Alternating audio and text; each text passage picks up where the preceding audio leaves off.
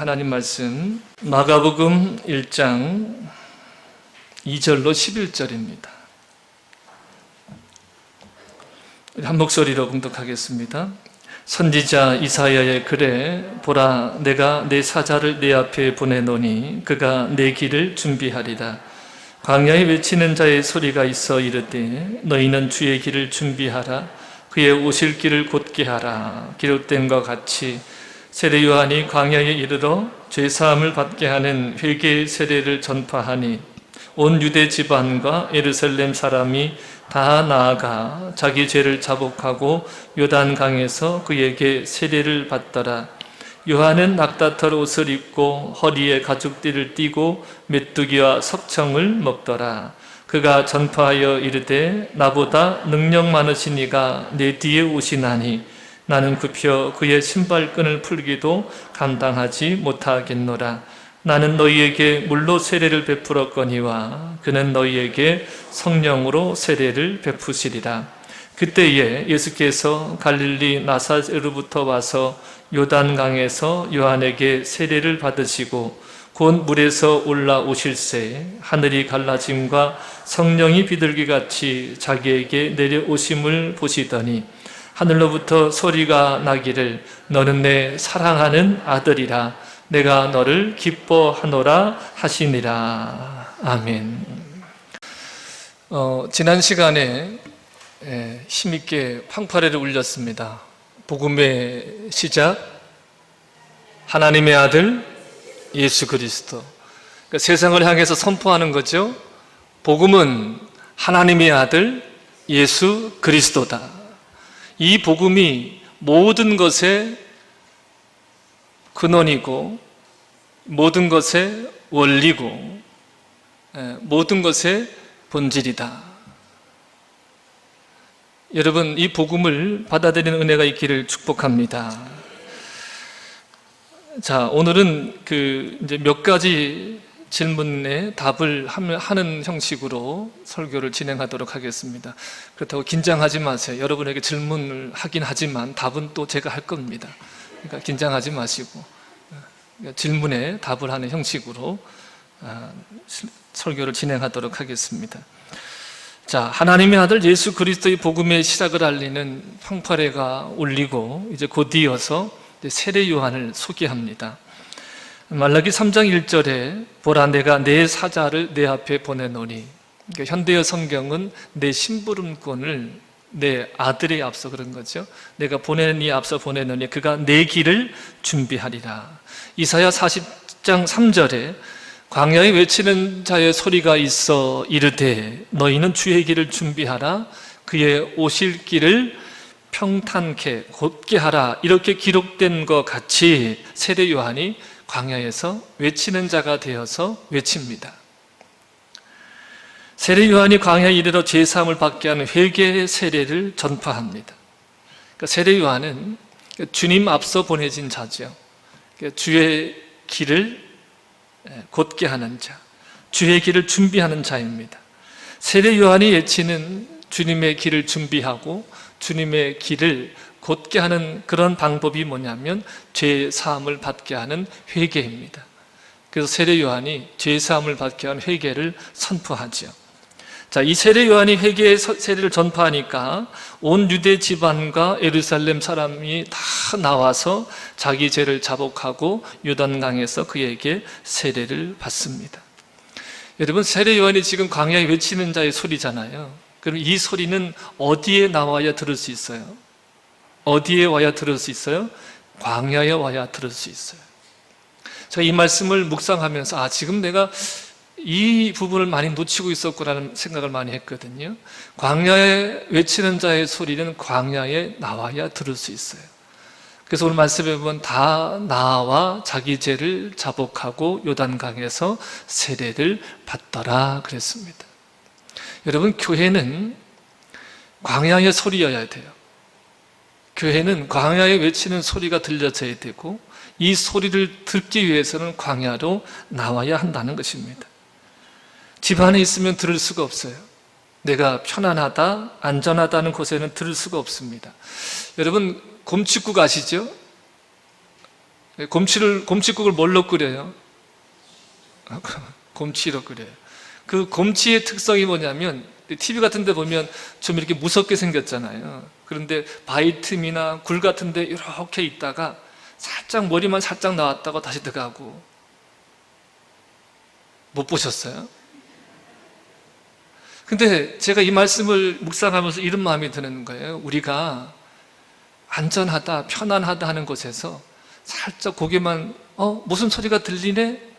뭔 보금보금 하는데 무슨 소리가 들리네 하면서 살짝 나왔다가 다시 자기가 안전하다는 거 다시 쏙 들어가요. 그러니까 우리가 지금 그런 형국이 아닌가 이런 생각이 들어요. 신앙생활 하면서 믿음의 길을 걸어가면서 자기가 안전하다는 것에 몸을 이렇게 잔뜩 숨기고 있다가 뭐 복음이라 그러네, 뭐 천국이라 그러네, 그러니까 살짝 무슨 소리지 하면서 나왔다가 다시 들어가고. 근데 여러분, 분명한 건 광야에 외치는 소리는 광야에 나와야 된다는 거예요. 신앙생활은 내가 두려움을 떨치고 하나님을 만날 수 있는 곳으로 나와야 돼요. 내가 안전하다는 곳에서 고개만 살짝 내밀었다가 또 뭐라 그러는 거예요? 그 속에 자기가 숨어 있으면서 잘 안 들려, 잘 안 들려, 좀 더 크게 얘기해봐, 이렇게 핑계대죠. 여러분, 광야로 나오시기를 축복합니다. 외치는 자의 소리가 있습니다.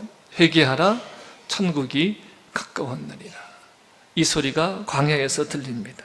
그 사람들이 와서 자기 죄를 자복하고 세례를 받습니다. 자, 오늘 첫 번째 질문입니다. 온 유대 집안과 예루살렘에서 사람들이 다 나와서 자기 죄를 자복했다 그랬습니다. 근데 여러분, 이 자복한 죄가 무엇일까요? 무슨 죄를 자복했을까? 무슨 죄가 있어서 자복했을까? 아마 여러분, 회개하라 했을 때 이 말을 들은 유대인들은요, 이게 무슨 죄인가를 분명하게 인식했을 것 같아요.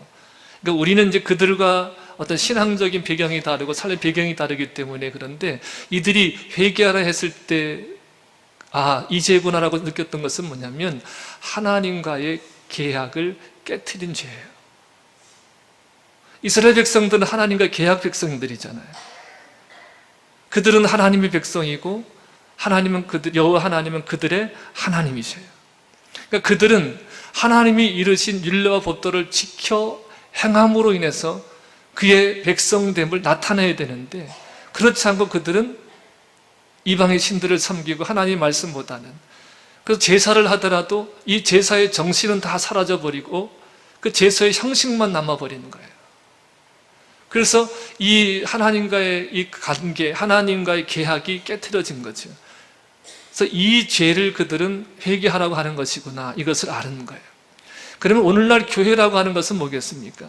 새로운 계약 공동체인 거예요. 새로운 계약 공동체. 그러니까 이 교회를 통해서 하나님은 이 세상을 향해 하나님의 나라를 선포하시는 거예요.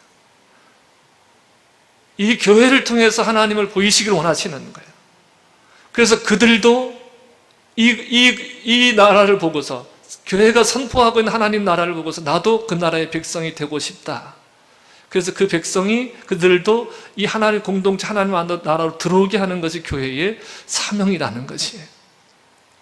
그러니까 그들은 알았어요. 이 부분에 대해서 웨슬리는 이렇게 얘기합니다. 회개의 기본적인 의미는 우리의 죄악됨과 우리의 죄에 대한 책임이 하나님을 떠나서 하나님을 대적한 우리에게 있다는 것을 알고, 근데 우리의 힘과 능력으로는 이 문제에서 벗어날 가망성이 없다는 것을 철저히 깨닫는 것이다. 그러니까 죄를 자각함으로 자신이 하나님의 영광에 이를 수 없다는 것을 인정해요. 그래서 겸허해지고, 이런 죄인은 괴로운 마음으로 자기의 삶을 바꾸려고 하는 굳은 다짐들을 하게 됩니다. 그러니까 회개는요, 다른 것이 아니라 마음을 바꾸는 거예요. 회개는 마음을 바꾸는 것인데, 이 또한 하나님의 선행적인 은총이라고 웨슬리는 이야기합니다. 자, 그러니까 여러분 보세요. 오늘 중요한 포인트예요. 뭐냐면 이 회개는, 마음을 바꾸는 것, 하나님께로 돌이키는 이 회개는 구원에 있어서 필수입니다. 구원에 있어서는 필수인데, 그런데 구원의 충분 조건은 아니라는 거예요. 그러니까 구원받으려고 하면 이 회개는 필수이지만 이것만으로 구원받는 것은 아니에요. 내가 지금 하나님께로 돌이켰다 그래서 하나님께서 받아주시는 것도 아니고 하나님의 백성이 되어지는 것도 아니고 새로운 공동체에 들어갈 수 있는 것도 아니에요. 그러니까 쉽게 표현하면 이거예요. 내가 마음을 돌이키지만 그러나 하나님께로 가고 싶은 마음이 생겨지지만 하나님께로 갈 수 있는 게 아니에요.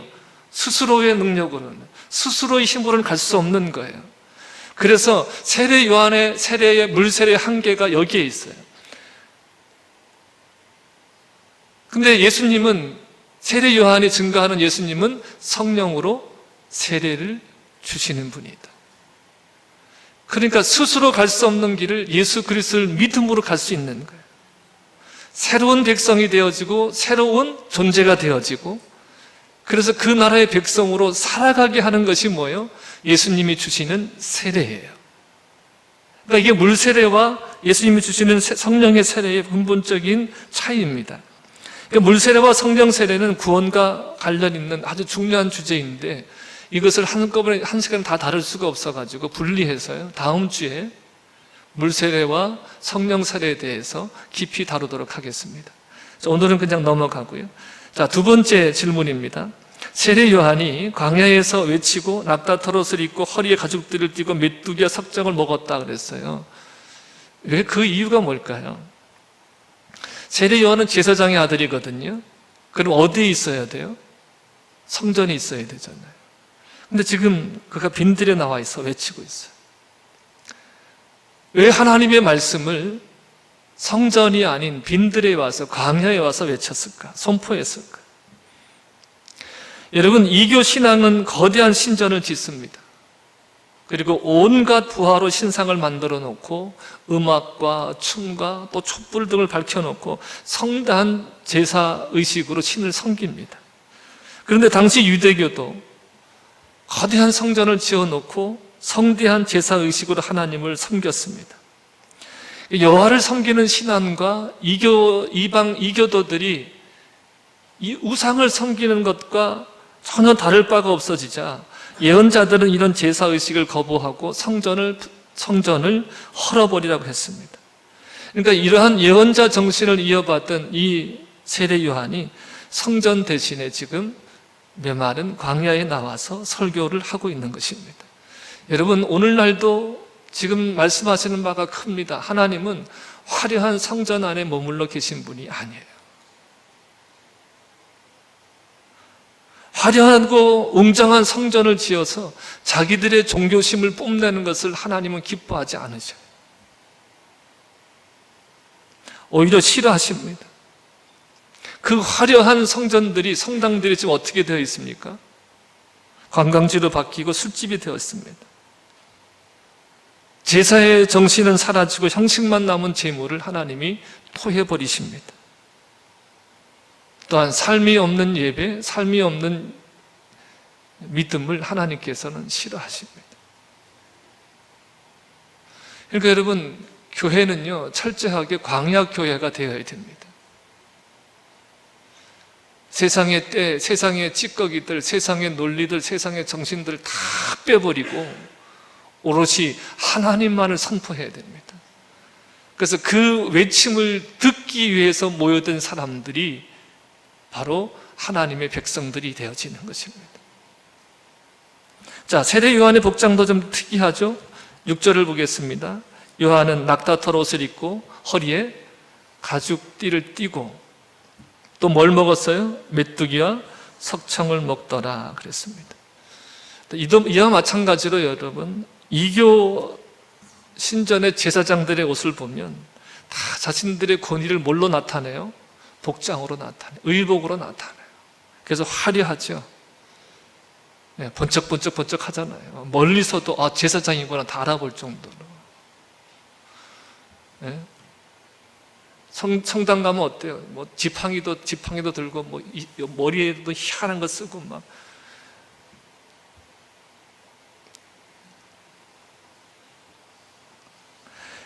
근데 이들뿐만 아니라 유대교의 성전에도 설교자인 서기관과 바리새인들까지 그렇게 구별된 옷을 입었습니다. 그러니까 요한이 지금 어떻게 하는 거예요? 요한이 제사장이나 설교자 옷과는 완전히 동떨어진 낙타 털 옷을 입고 등장해 설교를 했습니다. 그러니까 구약의 설교자들은요, 그 설교하는 내용들을 각인시키기 위해서 특별한 퍼포먼스들을 했어요. 독특한 표징들을 사용했는데, 예레미야는 나라가 멸망하고 포로로 끌려가려는 것을 표현하기 위해서, 온몸으로 표현하기 위해서 벌거벗고 멍에를 메고 예루살렘 거리를 활보하며 설교했습니다. 근데 이제 세례 요한은요, 광야의 사람들이 입는 낙타털 옷을 입고 메뚜기와 석청을 먹으며 광야에서 하나님의 말씀을 선포했습니다. 여러분, 특별히 말하고자 하는 의도가 있는 거죠. 직책을 상정하는 화려한 옷차림 뒤에 감춰진 거짓과 위선을 고발하는 겁니다. 여러분, 교회 안에 목사라는 직임 뒤에 참 숨기가 쉬워요. 장로, 권사, 집사라는 직임 뒤에 숨기가 참 쉬워요. 사람들 다 이런 생각하고 있어요. 에이, 목사가 그럴까? 목사는 그렇지 않겠지? 라는 생각들을 가지고 있잖아요. 여러분, 이런 것 뒤에 아주 교묘하게 숨어가지고 위선, 거짓됨, 이런 모습들이 있어요. 아마 여러분들이 하루 종일 CCTV를 틀어놓고 우리 집을 감시하고 목양실을 감시하고 제 일거짓을 감시하면 아마 실망하는 모습들도 많이 있을 겁니다. 그러지 말아주세요. 근데 그리고서는 아무것도 아닌 것처럼, 아무 일도 없는 것처럼 아주 선량한 얼굴을 하고서 거룩한 모습을 하고서 설교할 수 있어요.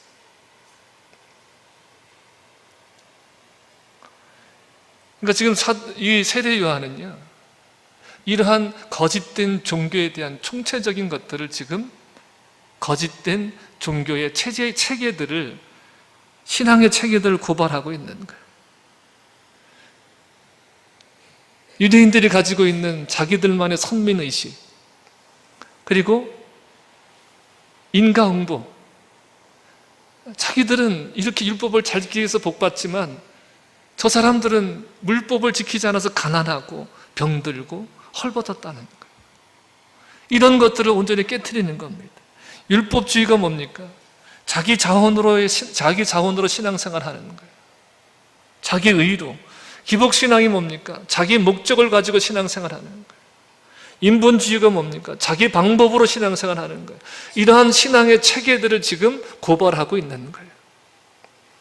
자, 회개의 세례가 왜 예수님께서 오실 길을 준비하는 것입니까? 여러분, 율법서에서 제사함을 받는 방법이 뭐예요? 제사하는 거잖아요. 번제하고 화목제 드리고 제사하는 거잖아요. 제사를 통해서 제사함의 길들을 보여줬습니다. 그런데 요한에 이르러서는 이제 구약의 제사 제도가 폐지되어지고 제사함을 받는 제도가 뭘로 바뀌어지는 거예요, 지금? 세례로 바뀌어지는 거죠. 세례로 대체되어져요. 그러니까 세례 요한은요, 종교의식인 제사를 이제는 마음의 회개로 대체하고 있는 거예요. 이는 여러분, 인류 종교사에 있어서 큰 획을 긋는 거예요. 그러니까 어떤 제사 행위로 하나님을 만족하는 것이 아니라 우리의 존재가 바뀌어져야 된다는 거예요. 마음이 돌아서야 된다는 거예요. 지금 이렇게 변화시키고 있는 거예요. 예수님께서 여자가 낳은 자 중에 가장 큰 자가 세례 요한이라고 그랬잖아요. 이 의미가 여기에 있는 거예요. 세례 요한이 지금 제사 제도를 뭘로 바꾸고 있어요? 세례로 바꾸고 있어요. 예수님께서 예루살렘에 올라가셔서 첫 번째 한 것이 뭡니까? 첫 번째 사역이 뭡니까? 제사 드리기 위해서 준비해놓은 양과 비둘기를 내쫓고 성전을 정하는 것이었어요. 유월절 기간 내내 말씀을 가르치는 일이었습니다. 왜 그러셨습니까? 호세아 6장 6절을 보겠습니다. 호세아 6장 6절. 나는 인애를 원하고 제사를 원하지 아니하며 번제보다 하나님을 아는 것을 원하노라. 이거 세 번역으로 보겠어요. 세 번역으로 보면 내가 바라는 것은 변함없는 사랑이지 제사가 아니다. 불살라 바치는 제사보다는 너희가 나 하나님을 알기를 더 바란다. 하나님께서 하나님의 백성들에게 원하시는 가장 핵심적인 것 혹은 가장 본질적인 것은 번제와 제사가 아니라는 거예요. 예레미야 6장은 남방 유다의 말기적인 상황을 창세하게 보여주는데, 그들이 안식일이면요 하나님께서 친히 이름을 두시겠다고 하신 그 예루살렘 성전에서 성대한 제사를 드렸습니다. 수많은 희생들을 드렸습니다. 심지어 이제 시바와 그랬는데, 시바는요 지금의 에디오피아 예멘 여기에요. 그러니까 예루살렘에서, 이스라엘에서 시바까지 내려갑니다. 그리고 원방 그랬는데 인도거든요. 그러니까 에디오피아, 예멘, 인도까지 가서 향료를 가져다가 하나님께 제사를 드려요. 향료를, 극상품의 향료를 구하다가 하나님께 제사를 드리는 거예요. 이처럼 하나님께 대한 많은 의식과 제사를 드렸지만 하나님은 이 제사를 기뻐하지 아니하신다 그랬습니다. 왜 그런 겁니까?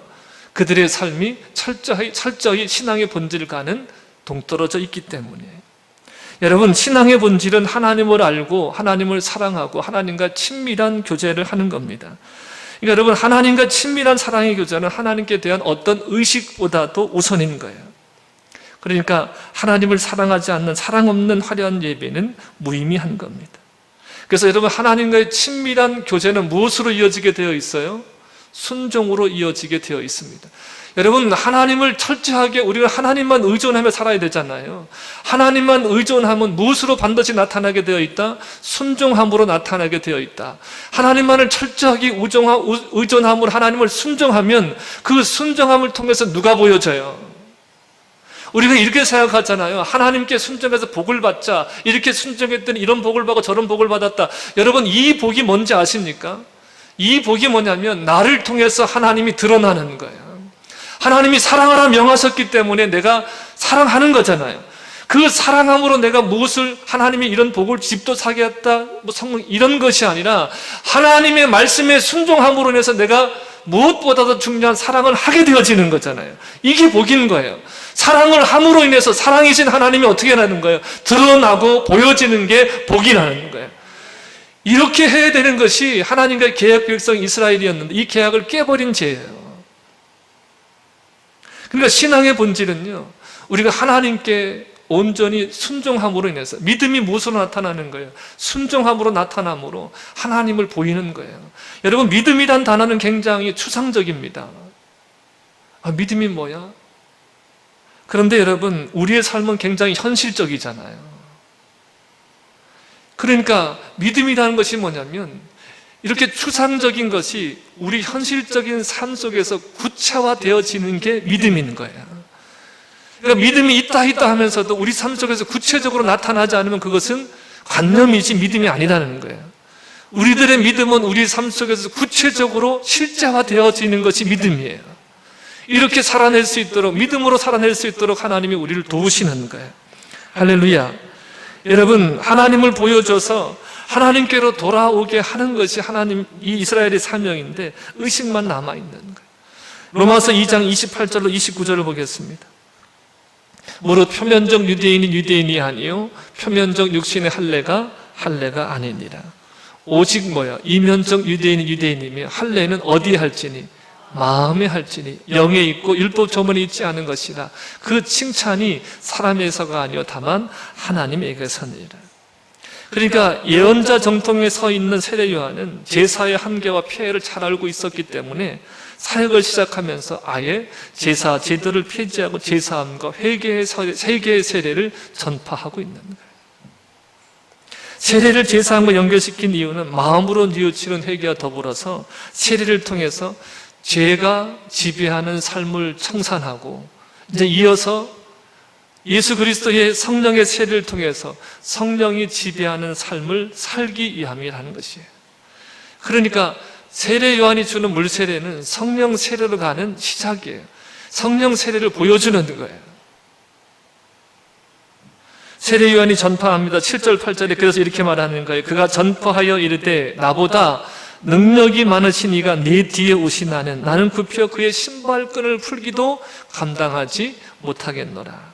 자, 8절에 봅니다. 나는 너희에게 물로 세례를 베풀거니와 그는 너희에게 무엇으로? 성령으로 세례를 베풀이라.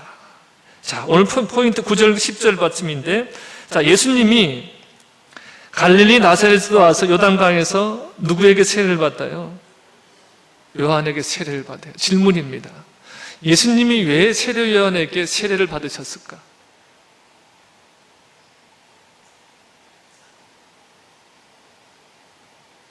성경을 많이 읽으시잖아요, 여러분. 이런 질문, 의문 안 가져보셨어요? 왜 예수님이 세례 요한에게 세례를 받으셨는가? 보통 이것을 이제 구속사적으로 해석을 하거든요. 자, 그렇다고 하면 오늘 말씀을 보세요. 자, 세례 요한이 제사 제도를 뭘로 바꿨어요, 지금? 세례로 바뀌었잖아요. 제사 의식을 마음의 변화로 지금 바꾼 거잖아요.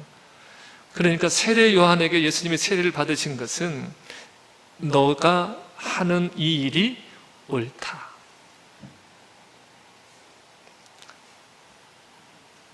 예수님께서 세례를 받으신 것은 예수님께서 요한이 새로 시작한 속죄 제도를 인정하셨다는 뜻입니다. 이젠 제사가 아니라 무엇으로?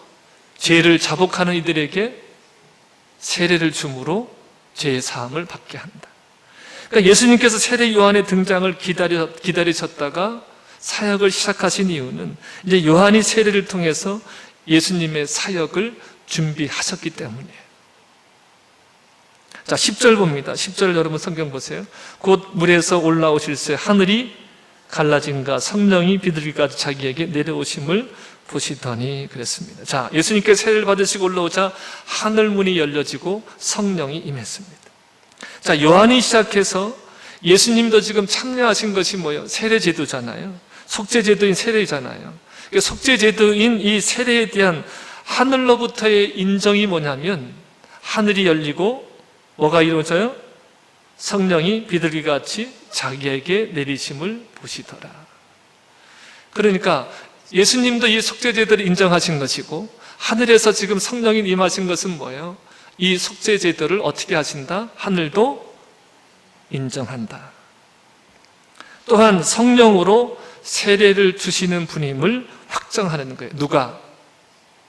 예수님은 뭘로 세례를 주신다 그랬어요? 성령으로. 그러니까 성령으로 세례 주시는 분임을 확정한 사건이 뭐예요? 세례받고 올라올 때 하늘이 열리고서 성령이 임한 거예요. 그러니까 예수님은 성령으로 세례를 베푸시는 분입니다. 이제 하나님께서 이제 이 제도에 성령으로 임하여 함께 하시고 이제 이 제도로 하나님의 뜻을 실현하시겠다는 뜻이 여기에 담겨져 있는 겁니다. 자, 11절 함께 읽어보겠습니다. 11절 하늘로부터 소리가 나기를 너는 내 사랑하는 아들이라 내가 너를 기뻐하노라 하시니라. 여러분, 이 음성의 의미가 뭘까요? 이 음성의 의미가 뭘까요? 자, 첫 번째는 먼저 하나님의 아들이란 하나님과 동일하시다. 그러니까 예수님은 곧 누구시다? 하나님이시다. 그러니까 마가복음에서는 예수님께서 하나님의 아들 되심을 중요하게 다루고 있습니다. 자, 빌립보서 2장 5절로 8절 말씀, 잘하는 말씀인데 읽어보겠습니다. 너희 안에 이 마음을 품으라. 곧 그리스도 예수의 마음이니 그는 근본 하나님의 본체시나 하나님과 동등됨을 취할 것으로 여기지 아니하시고 오히려 자기를 비워 종의 형체를 가지사 사람들과 같이 되셨고 사람의 모양으로 나타나사 자기를 낮추시고 죽기까지 복종하셨으니 곧 십자가에 죽으십니다. 아멘. 예수 그리스도는 근본 하나님의 본체셔요. 하나님과 동등된 분이셔요. 자, 히브리서 4장 15절 우리에게 있는 대제사장은 우리의 연약함을 동정하지 못하실 리가 아니야 모든 일에 우리와 같이 시험을 받으시니로되 죄는 없으시니라. 아멘. 자, 우리가 연약해서 할 수 없는 구원을 하나님이 친히 이루어 주신다는 거예요. 하나님이신 예수 그리스도가 이 땅에 오신 이유가 뭡니까? 우리가 연약하여 할 수 없는 구원을 친히 이루어 주신다. 이것이 하나님의 아들 되심의 의미입니다. 하나님의 아들 되심. 왜 하늘에서 음성이 들렸다고요? 이는 하나님이다. 이 하나님이 친히 구원의 일을 이루어 주신다. 이 의미가 이 음성 속에 들려져 있는 겁니다. 제자들은 여러 기적들과 예수님의 순환과 또 예수님의 부활을 통해서 비로소 예수님께서 하나님의 아들이심을 깨닫게 되어집니다. 너무나 잘하는 고백이죠. 우리 함께 고백을 드려볼까요? 마태복음 16장 16절 시몬 베드로가 대답하여 이르되 주는 그리스도시요 살아계신 하나님이시니이다. 자, 요한복음 11장 27절 이르되 주여 그러하이다. 주는 그리스도시요 세상에 오신 하나님의 아들이신 줄 내가 믿나이다. 그러니까 하늘에서 음성이 들렸어요. 이는 내 사랑하는 아들이요 내 기뻐하는 자라. 이 음성의 의미는 뭐다? 예수님은 곧 하나님이시다. 자, 두 번째는 예수님을 믿는 사람들이 하나님의 자녀가 되는 길이 열렸다는 거예요. 예수님이 별로 감격이 안 되시는 것 같은데 잘 들어보세요. 예수님이 하나님의 아들이시다라고 하는 이 음성의 의미는 뭐냐면 이제 내 아들로 통해서 하나님의 아들이 될 수 있는 길이 너희에게도 열렸다. 하나님의 아들이 되는 길을 열어주신 분이 예수님이세요.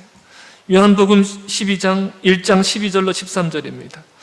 영접하는 자, 곧 그 이름을 믿는 자들에게는 하나님의 자녀가 되는 권세를 주셨으니 이는 혈통으로나 육정으로나 사람의 뜻으로 나지 아니하고 오직 하나님께로부터 난 자들이니라. 아멘.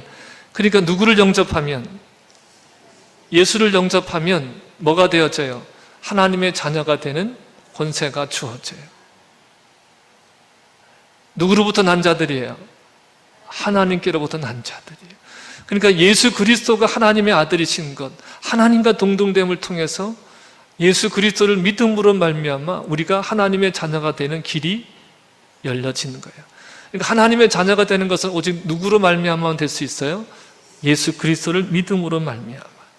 우리가 허물과 죄로 죽었던 본질상 진노의 자녀였죠. 이런 우리들을 그리스도와 함께 살리시고 그리스도와 함께 일으키시고 그리스도와 함께 하늘에 앉히셨습니다. 선한 일을 새로 지음을 받게 하셨죠. 여러분, 그러니까 예수 그리스도 안에서 우리가 본질적으로 새로운 존재가 되어지는 것, 이것이 복음인 거예요. 예수님께서는 당신 자신은 하나님의 아들이라고, 사람의 아들이라고 하셨고, 근데 당신 주위에 모인 자들에게는 하나님의 자녀라고 하셨습니다. 자, 마지막으로 하나님의 아들로서 이 세상에서 하나님의 일을 대신하셨잖아요, 예수님이. 아버지의 일을 이루신 분이 예수님이잖아요.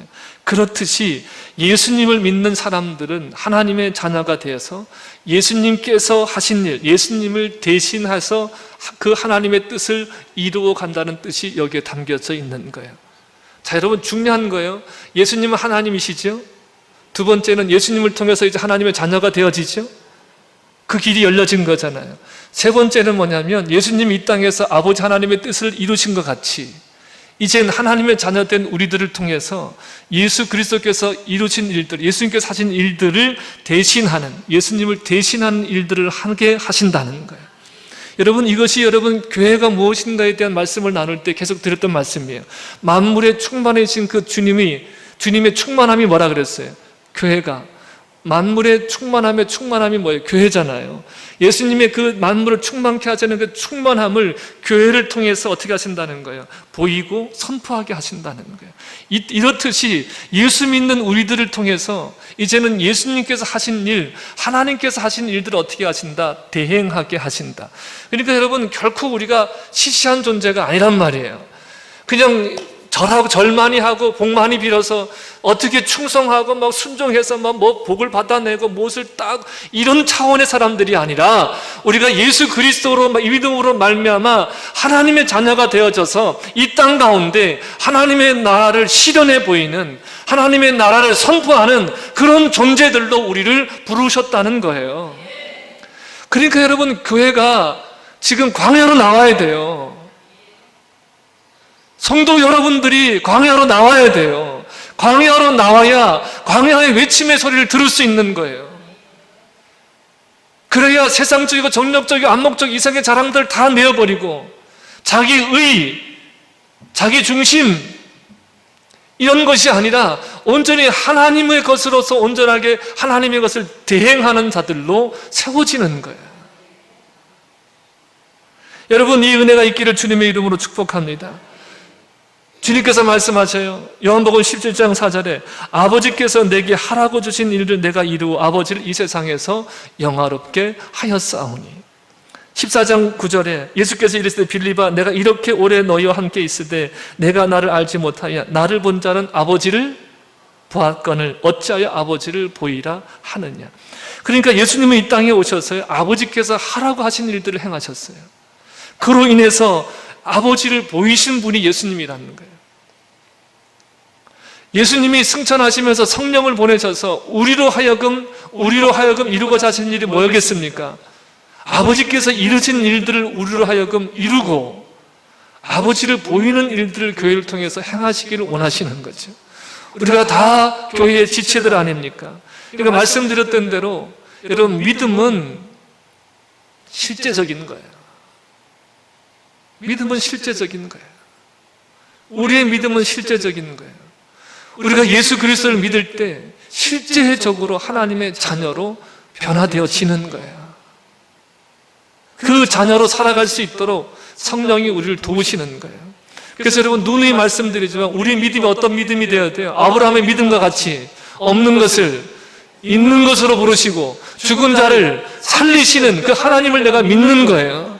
내게 전혀 그런 모습이 보이지 않는다 할지라도 의심하거나 낙심하지 않으면 하나님은 친히 그것을 이루신다는 거예요. 우리로 하여금 하나님의 나라를 선포하게끔 우리를 이루어 가신다는 거예요.